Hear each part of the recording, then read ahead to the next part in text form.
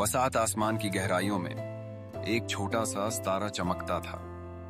रात का वक्त था और तमाम आसमान पर तारे की छाई हुई थी, जबकि दूसरे सितारे अपनी अपनी कहकशाओं में जिंदा दिली से चमक रहे थे। इस सितारे को अपनी तन्हाई का एहसास होता था। सितारा ने देखा कि दूसरे सितारे एक साथ चमक रहे हैं, जैसे वो सब एक ही झरमट का हिस्सा हों। इसका दिल उदास हो गया और वो सोचने लगा कि शायद उसका कोई दोस्त नहीं है। आसमान पर हल्के बादल तैर रहे थे, जैसे सितारे की उदासी को और बढ़ा रहे हों। नन्हे चांद ने नरम रोशनी में चमकते हुए सितारे से कहा, तुम अकेले नहीं हो, बस जरा गौर से देखो।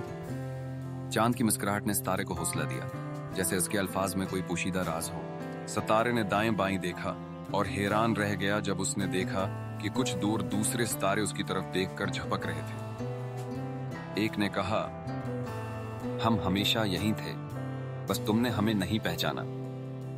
हवा में एक नरमी थी और आसमान अब साफ हो चुका था।